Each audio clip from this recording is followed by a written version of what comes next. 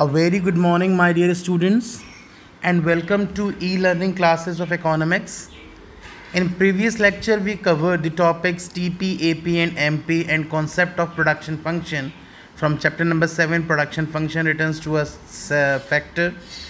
Now, in the same series, we are covering the same lecture, same chapter, and in this lecture number 33, we are going to cover the topic returns to a factor, law of variable proportions, and relation between TPMP and APMP.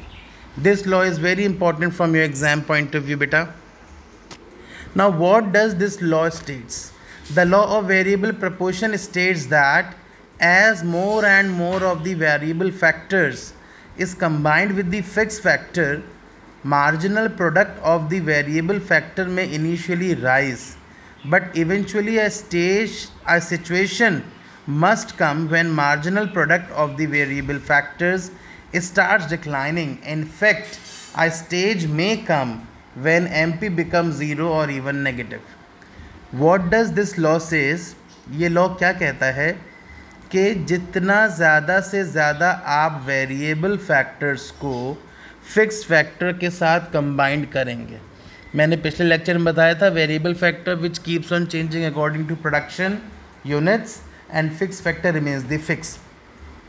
तो जितना ज़्यादा variable factors को fix factor के साथ involve करेंगे तो initially तो आपका जो मार्जिनल प्रोडक्ट है बेटा वो बढ़ सकता है, लेकिन एक स्टेज ऐसी आएगी कि फिर आपका एमपी डिक्लाइन होना स्टार्ट हो जाएगा और one situation will come more that your MP will become 0 और इवन नेगेटिव ऑल्सो.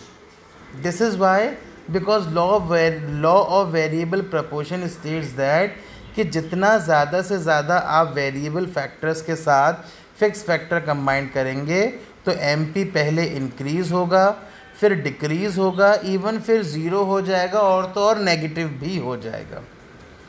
इस चीज़ को देखिए, पहले टेबल की हेल्प से देखिए. टेबल आपको क्या शो कर रहा है? फिक्स फैक्टर में आपने लैंड लिया 1 1 1 1 1 1, राइट. लेबर आपका वेरिएबल फैक्टर है तो आप चेंज करते गए. पहले 1 यूनिट लैंड पर 1 लेबर लगाई, फिर 1 यूनिट लैंड पर 2 लेबर लगाई, फिर 1 यूनिट पर 3 लेबर, फिर 1 यूनिट पर 4 लेबर. मतलब लैंड आपकी वही रही, आप लेबर बढ़ाते चले गए. तो प्रोडक्ट आपको पहले 2 मिला, 5 मिला, टीपी आपका बढ़ा, लेकिन एमपी आपका कम हुआ. बिकॉज जितनी लेबर आप बढ़ाएंगे तो उन लेबर्स की आप वेजेस भी तो देंगे कि नहीं देंगे, right. So this is the reason कि आपका एमपी डिक्रीज़ होता क्यों नज़र आता है हमें, क्योंकि हम सेम फिक्स फैक्टर के साथ बहुत सारे वेरिएबल फैक्टर्स को इन्वॉल्व करते रहते हैं.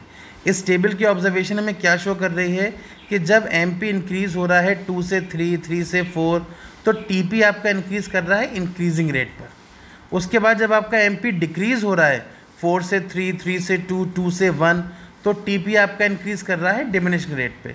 फिर जब आपका एमपी 0 है तो टीपी में कोई एडिशन नहीं है, और जब आपका एमपी नेगेटिव है तो टीपी आपका डिक्रीज़ हो रहा है.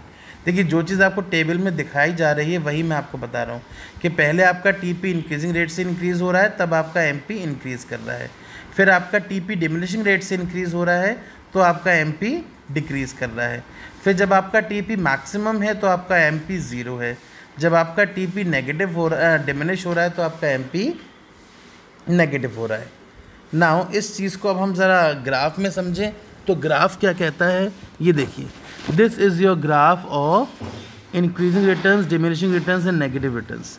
जो पहली वाली स्टेज है, जिस स्टेज तक आपका टीपी इंक्रीजिंग रेट से इंक्रीज़ कर रहा है और एमपी आपका इंक्रीज़ कर रहा है, वो स्टेज है आपकी स्टेज 1 इंक्रीजिंग रिटर्न्स. क्यों? क्योंकि आपका एमपी भी इंक्रीज़ हो रहा है और टीपी भी इंक्रीज़ हो रहा है. स्टेज 2 डिमिनिशिंग रिटर्न्स है. क्यों? क्योंकि एमपी आपका डिक्रीज़ हो रहा है और टीपी आपका इंक्रीज़ तो हो रहा है लेकिन डिमिनिशिंग रेट से इंक्रीज़ हो रहा है. और स्टेज 3 आपकी नेगेटिव रिटर्न है. क्यों? Because in stage 3 your TP is decreasing and your MP is negative. So these are the 3 different stages. Stage 1 MP increasing, TP increasing at increasing rate. Stage 2 MP is diminishing or decreasing, TP is increasing at diminishing rate. Stage 3 MP is negative and TP is decreasing, right. इसी में एक point दिया है कि point of inflection कि वो point है जिस पॉइंट तक टीपी आपका इंक्रीजिंग रेट से इंक्रीज़ करता है या जिस पॉइंट से आपका टीपी डिमिनिशिंग रेट से इंक्रीज़ करना स्टार्ट करता है। तो जो मैंने ग्राफ में आपको बनाकर दिखाया है वही चीज़ आपको लिखकर बताई है that stage 1 is the situation between O2 K। अगर हम टीपी कर्व देखें तो O2 K सिचुएशन है जहां एमपी तो आपका इंक्रीज़ कर रहा है और टीपी भी आपका इंक्रीज़ कर रहा है इंक्रीजिंग रेट से। स्टेज 2 की जो सिचुएशन है बेटा वो सिचुएशन है बिटवीन K2T।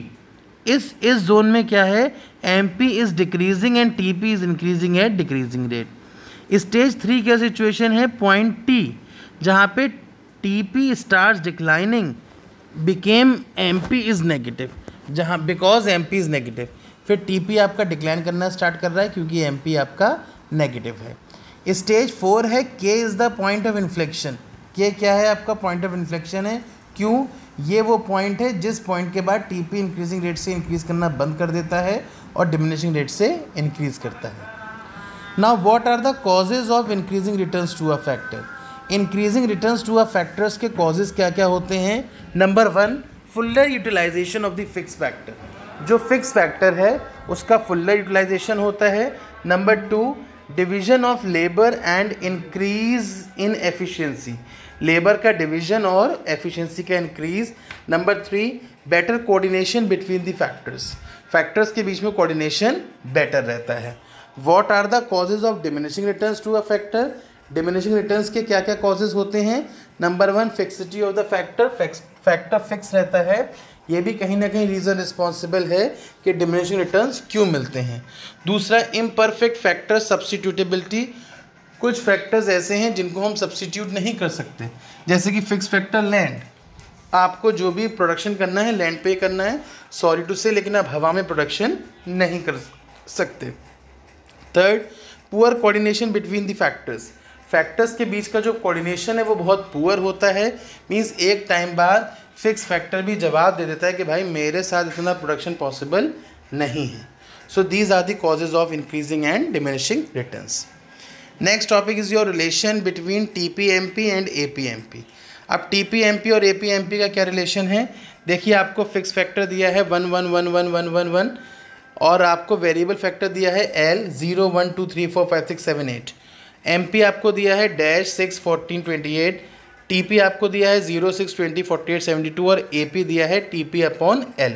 ये न्यूमेरिकल कराना मैं आपको पहले ही सिखा चुका हूँ कि एमपी से टीपी, टीपी से एपी, एपी से एमपी, ये सब कैसे निकलेंगे आपको पता है, राइट। आपने अब इस ग्राफ में क्या देखा कि अगर एमपी आपका पहले इंक्रीज़ हो रहा है फिर आपका डिमिनिश हो रहा है। टीपी एमपी का रिलेशन तो वही है जो हम पढ़ चुके हैं, पहले सुन लीजिए। टीपी एमपी का relation, so long as MP is increasing TP is increasing as increasing rate. जब तक आपका एमपी इंक्रीज़ हो रहा है तब तक आपका टीपी इंक्रीज़ कर रहा है इंक्रीजिंग रेट से। व्हेन एमपी स्टार्ट्स डिमिनिशिंग, जब एमपी डिमिनिश होना स्टार्ट हो जाता है तब टीपी इंक्रीज़ कर रहा है डिमिनिशिंग रेट से।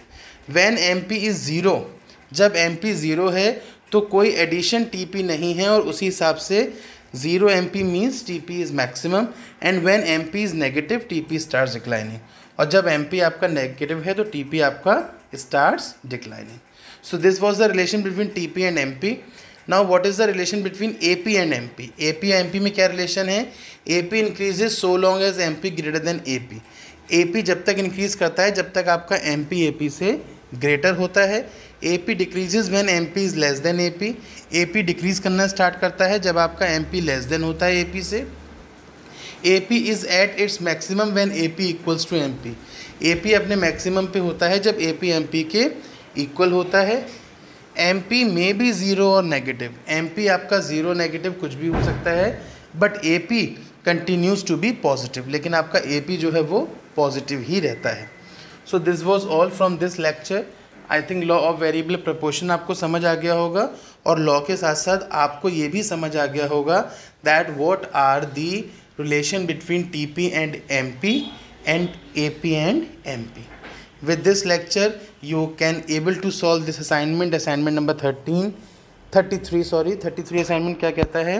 Number 1, state law of variable proportion. आपको लॉ ऑफ वेरिएबल प्रपोर्शन लिख कर दिखाना है।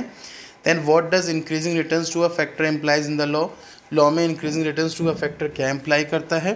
Define point of inflection. Point of inflection आपको बताना है. When MP is zero TP is, जब MP ज़ीरो होता है TP क्या होगा. Mention 2 causes of increasing returns to a factor. Increasing returns to a factor के 2 कॉजेज बताने हैं. When MP is negative TP starts, जब MP नेगेटिव होता है तो TP क्या होने लगता है. AP is at its maximum when AP equals to MP. जब AP मैक्सिमम कब होता है आपको बताना है. जब AP MP की इक्वल होता है, ग्रेटर होता है या स्मॉल होता है.